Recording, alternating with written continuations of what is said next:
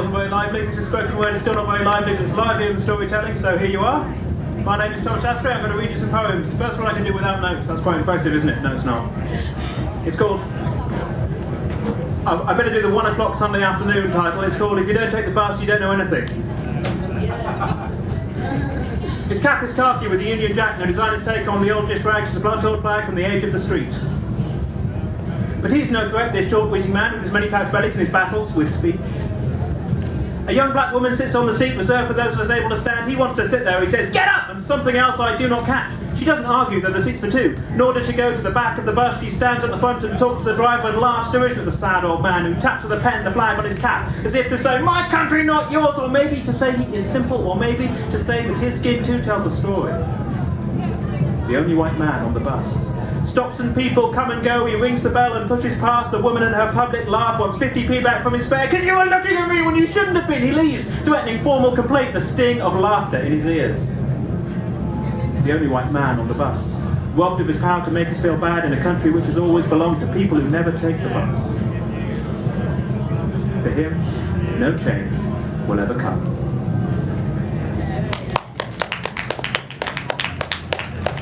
This is a poem about getting drunk in a farmhouse in mid-Wales with no heating, with frenemies, or enemens as I prefer to call them. Because the generator broke, and no one had a clue how to fix it. And some people don't mind wearing scarves and hats indoors whilst others do. And because I could tell that you were seething at me for not even pretending to be of any use, as if you wanted to be looked after in a way you are really too good for. Because of that and the fact that I was sulking, I found out that even though Emma thinks you're a drama queen and says so, she's still your friend more than mine. As if to compensate for our layers, we began unpeeling each other. And when Carl said he loved the way Jean looked in his sweater, you could tell it was affectionate, but she took it badly. And I liked her less than before for needing to be beautiful in a way she can understand. And it might have been because of that. Or because Sarah didn't eat a mouthful after Marcus explained precisely what death caps would do to her kidneys. Or just because we all want to be the kind of friends whose lives change when we go to the country together, that we all drank too much and felt we were doing it wrong. And because of that, we were nervous leaving the house the next morning, as if we might forget something that could keep us alive, like GPS or Kendall Midcake, or the fact that we were there to enjoy ourselves. Most of us did forget something, but some realised it didn't matter, whilst others, me, carried that sense of incompleteness up the mountain and down the hill and back into the pub. You can't really photograph a view, far less a feeling. It's hard to just let it go sometimes. So when we got back home, we drank too much again. Sarah still wouldn't eat mushrooms, and I was teasing her just because I thought it was funny how Marcus looked scared. And I thought I could always redeem myself by lighting a fire, but it turns out I'm no good at lighting fires! And because of that, things began to matter a bit too much. But not for long. Because you found the firelighters and were gentle with me when I felt like luggage, without letting on that you noticed. We have 3 more days and the forecast is good. We are Eskimo kissing on the window seat. You can't feel my fingers through your coat. And neither of us wants to be the one to say, "There's no way we're getting naked," and that, if you must know, is why I can't stop smiling.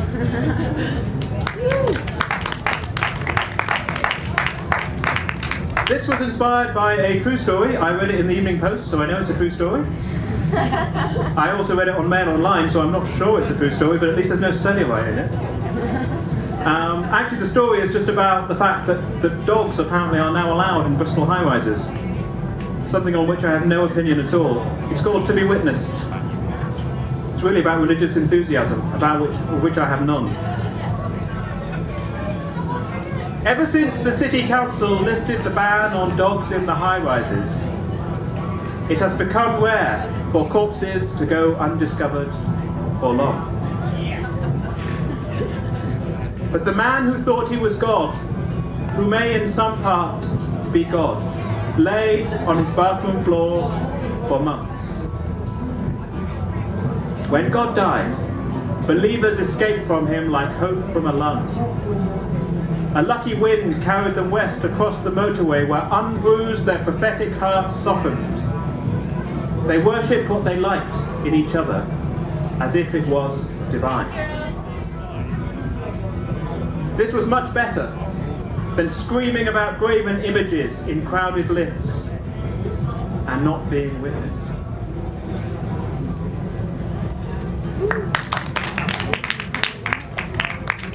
And in response to that, this is a hippie poem. It's called My Walking Life. Ask me not what or when. I am walking my life, round and round the garden like a simple drone, like the rustling of fingered paper in a pocket. Ask me, who is the patient and who the doctor when we go out together, my life and me? It is not always clear whose care governs the other. Ask me, who is the master and who the servant, me or my hooligan life, which knows the secret of not circling and shouts the name of each wasted second as I blissfully tread the same patch of murk? Ask me the time, and I will not know. But I know the time of year. It is summer, the centrifugal season, the luck of a life, and under protest I am breaking my orbit and just walking over garden fences, across lakes and from peak to peak without descending. I have wandered blindly through celebrations of all 7 sacraments, emerged unscathed from live firing ranges, and once disrupted the cup final penalty shootout to the music of whistles and catcalls. They are cursing me. In every place where to observe means to do things the accepted way, but in places where to observe means to see, they call me a sage, and I don't care about it. I am out and about in the world, and that is more than enough. Ask me not why or how. All I know is my life is walking me. Glory be.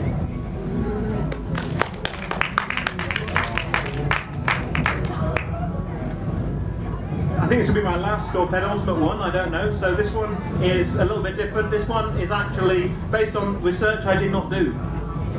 The research is into the Spanish Empire in the 16th century and into the treasure fleet, or the ships that plied that route before the treasure fleet was created. As I say, I didn't do my research, and it's either set in Seville or Cadiz, because I didn't do my research into that either. And what you have to imagine is that the word has come into port, the ships are coming back, and they're going to be full of men who haven't seen land for months and months and months, and they're going to have lots of cash in their pockets, and they're going to have disease and hunger and everything else you would expect. But it's what the town is for.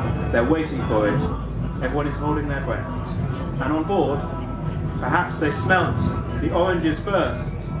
And somewhere on board, a self-taught surgeon, perplexed by the new scurvy, watched as toothless and stinking they poured ashore like God's messengers, announcing the lure of an unfallen world with their rough sex and bullion, syphilis and inflation.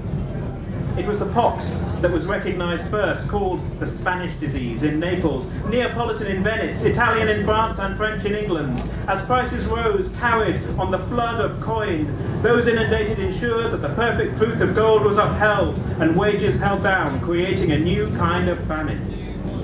But it was the dream of a world without restriction that was the deadliest cargo of all, in pursuit of which the looting of gold was succeeded by the looting of land and people, until bankers, having learned that money is not real, dispensed with the need for mining and murder and minted promises from air.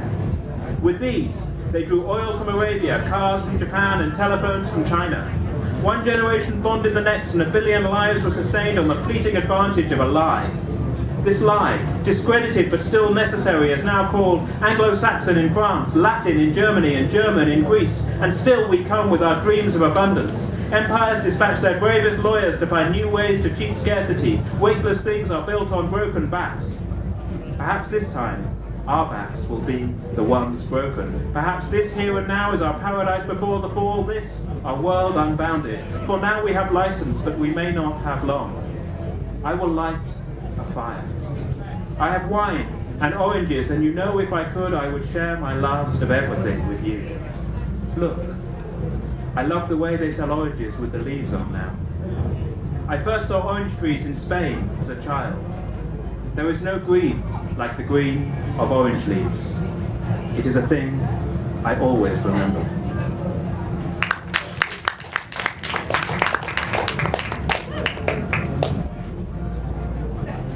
One more. Okay, this is a short one. It's about silence.